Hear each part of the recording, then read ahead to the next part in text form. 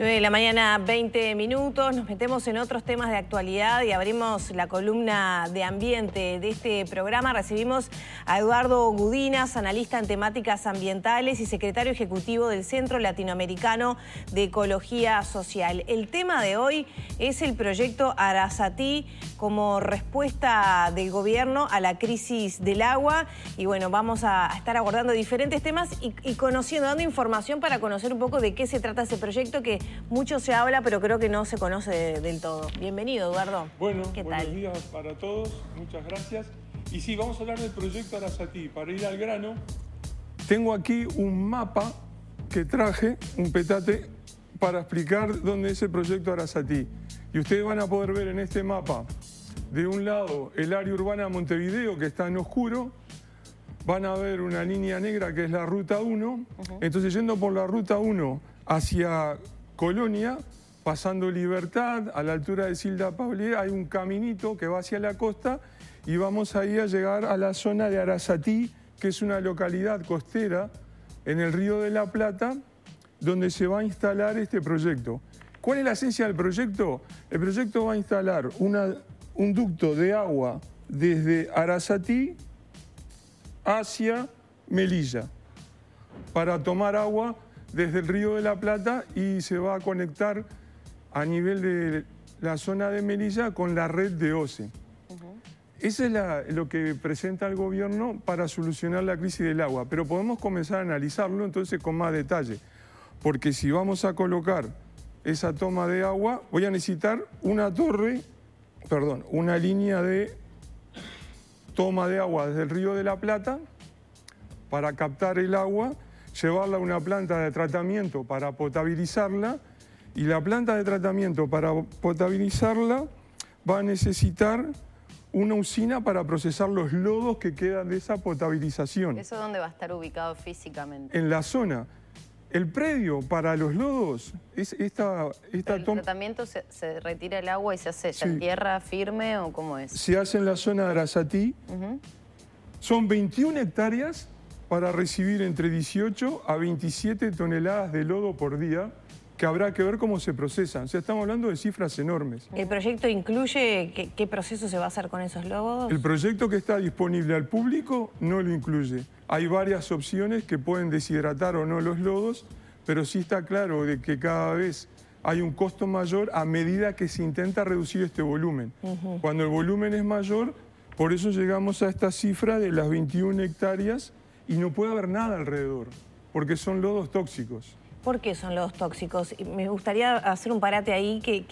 ¿Qué son los lodos? ¿Por qué vienen en el agua que se toma? ¿Y qué pasa? Hay sucesivos componentes en la potabilización del agua, que incluye retirar los sedimentos, retirar contaminantes orgánicos, retirar algunos de los contaminantes inorgánicos, y va quedando un lodo producto de esta precipitación, de esta coalescencia y demás, que hay que procesarlo de alguna manera. Este mismo problema tiene aguas corrientes, solo que los arrojan en el río Santa Lucía. Exactamente. ¿Eso puede ser parte de la contaminación del río Santa Lucía también? Exactamente, aguas abajo también. O sea, potabilizamos y contaminamos al mismo tiempo. Sí, acá el punto de que no es solo el ducto, la toma de agua, como a veces surge, sino que tenemos obras conexas que a su vez tienen su impacto ambiental. Pero además, como el agua durante gran parte del año es salobre, eso incluye tener un represamiento de 190 hectáreas para juntar agua dulce por si me viene agua salada en el Río de la Plata. El famoso ¿Cada cuánto polder. tiempo? Sí, pero ¿cada cuánto tiempo se da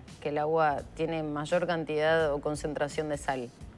Bueno, ahí empieza ahí se señala que la mayoría del tiempo no es salobre y que sería un evento aislado, ¿no? Ahí empieza lo interesante. Entonces, teniendo de este lado qué es el proyecto, para que los televidentes lo tengan claro, de este otro lado voy a comenzar a colocar lo que podríamos decir errores, desinformaciones o confusiones en la información sobre lo que está pasando. Entonces voy a pasar uno por cada uno de los problemas.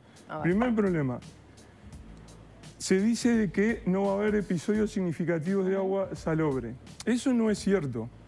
Los propios estudios que están ahora disponibles indican, se habla de por lo menos 30 días de agua salobre, pero además el propio estudio que ha presentado la empresa, tengo que hacer un paréntesis y poner un segundo, porque ustedes tuvieron una entrevista hace pocos días atrás con el exministro de Ambiente, Peña, Sí. donde él decía que no hay dudas técnicas y minimizaba estas cuestiones. Y esa entrevista fue muy interesante, porque él estaba como animado en hablar y presentar su versión de los hechos que no condicen con la información disponible. No hay un estudio de impacto ambiental, solo hay un estudio de factibilidad de la propia empresa. En ese estudio de factibilidad de la propia empresa, para evaluar las condiciones del río, o sea, qué tan buena es el agua del río de la Plata aquí, fíjense en ustedes, estoy leyendo el estudio de la empresa. Tienen 2 monitoreos puntuales, uno el 8 de noviembre de 2021 y un segundo el 22 de diciembre de 2021. Monitoreos continuos solo van de junio a diciembre de 2021. Monitoreos continuos para ver la calidad del agua en cuanto a si hay más o menos sal, solo tienen de un trimestre en el 2022. De un trimestre, 90 días. ¿Y cuánto se requiere como mínimo para tener un dato estadístico que valga? Porque Por lo menos un año, pero más de un año, por las propias fluctuaciones en el Río de la Plata. Ininterrumpidamente. Claro, pero mirá la paradoja, el propio estudio de la empresa de ese trimestre de 90 días, en 66 días había agua salobre. De 90 a 66. Sí, de 90 a 66. Entonces pongo otro más, para que ustedes vean que se me van acumulando los problemas. La duda ahora es, primero, la medición y segundo, de lo que se conoce, que la salubridad sería más días de la que se están mencionando, por ejemplo. Claro, el exministro Peña decía otra cosa, no hay dudas técnicas. Tampoco es así, pongo otro más. Hay repetidos informes de los técnicos que alertan sobre los problemas de calidad de agua en el Río de la Plata en esa zona. Menciono 2 de la UDELAR que se difundieron en el año pasado. Hay uno del 3 de junio y otro del 24 de octubre, que hay un total de 15 académicos de prestigio dentro de la Universidad de la República que le dicen al gobierno, esto es mala idea, esto tiene problemas de calidad del agua. El propio estudio del consorcio de empresas indica, les leo más o menos textual para ir más rápido, que regularmente se incumplen las cualidades y calidades para el agua en la zona de Arasatí. Esto estamos hablando, por ejemplo, cianobacterias. Sé de un informe de Facultad de Ciencias que menciona que hay cianobacterias en más periodos a los esperados, es decir, desacoplado del fenómeno calor, sino que hay presencia todo el año. Tengo cianobacterias, agua salada, rastro de metales pesados y así sucesivamente. Ahora, Eduardo, la pregunta creo que es, viendo la situación, el cambio climático, las situaciones de déficit hídrico, la sequía en nuestro país, sí, el agua dulce viene siendo un recurso sumamente finito para esta época que estamos atravesando. La solución de conseguir una toma alternativa como pueda ser el Río de la Plata, ¿es una solución viable? Sacando Arasatí, ¿hay otro punto de la franja costera que tenemos donde se puede hacer una toma de agua que sea más adecuada para el consumo, para el tratamiento? Sí, pero ahí me pones en un aprieto porque en realidad no me gusta asumirlo porque implicaría abandonar la cuenca de Santa Lucía.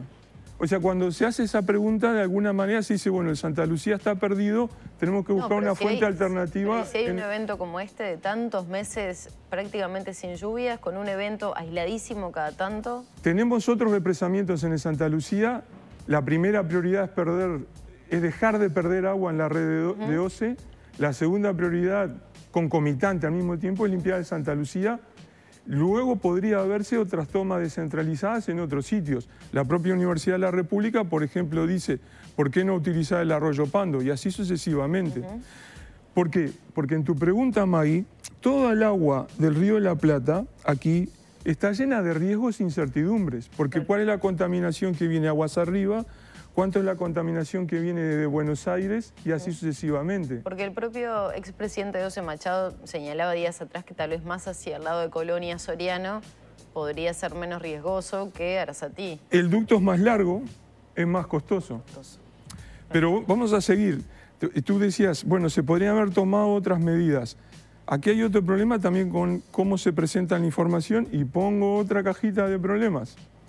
El gobierno disponía de información para evaluar la sequía por lo menos de noviembre y diciembre del año pasado. De hecho, esas medidas las tomó el Ministerio de Ganadería, Agricultura y Pesca, sabiendo que venía un evento de déficit de estrés hídrico. ¿Por qué no las tomó el Ministerio del Ambiente y por qué no obligó a OCE a tomarlos? OCE se vincula con el Poder Ejecutivo a través del Ministerio del Ambiente.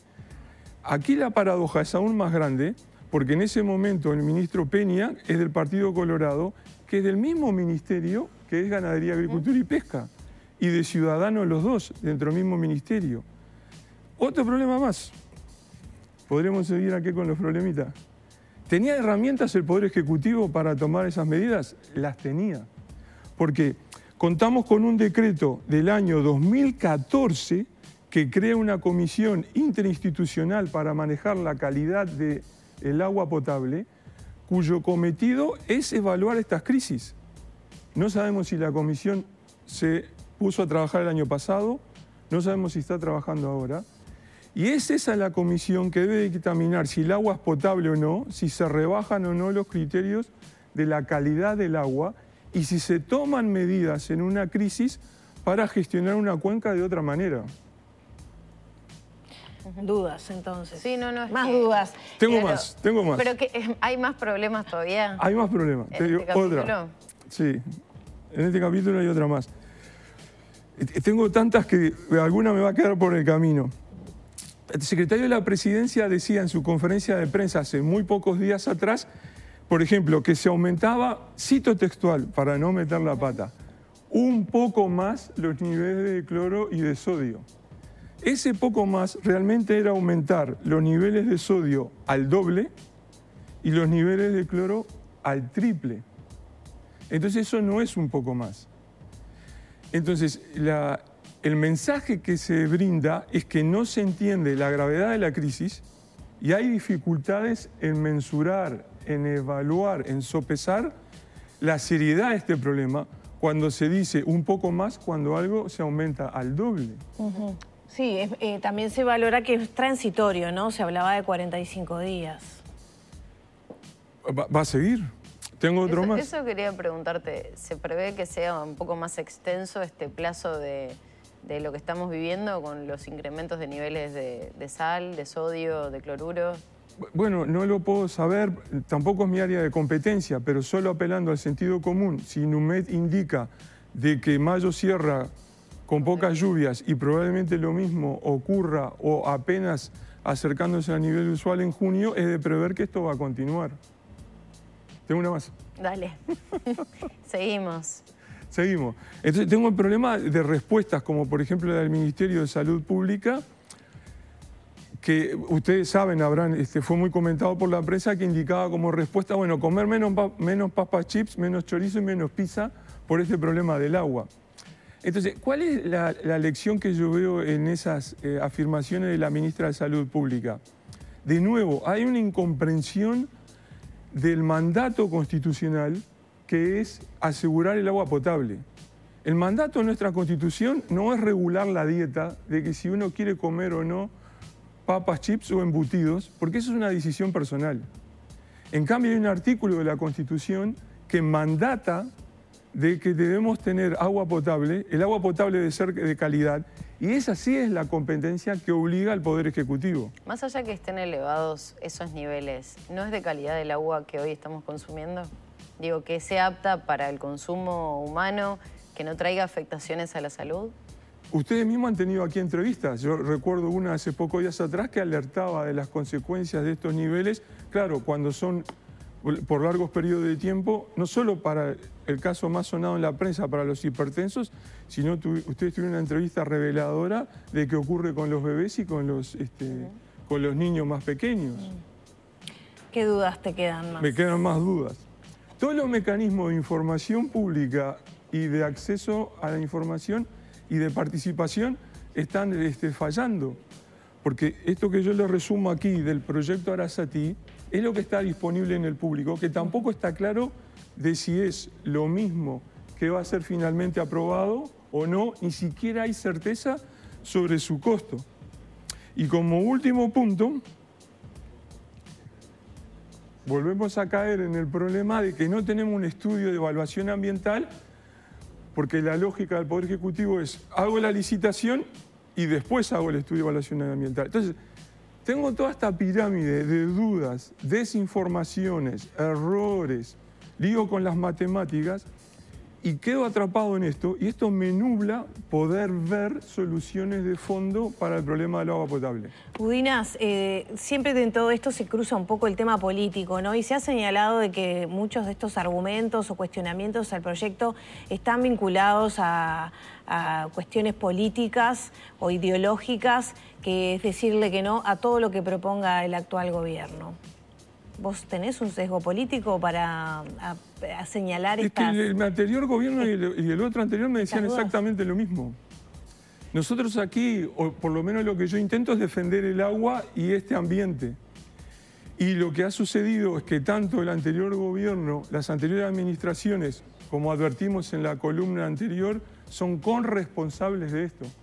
Lo que se requiere es una acción enérgica del sistema político de todos los partidos para no repetirse en estos problemas.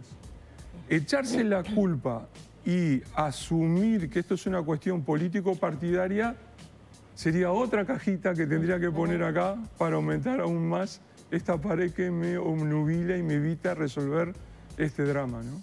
Muy bien, muchas gracias, Eduardo. Gracias a ustedes.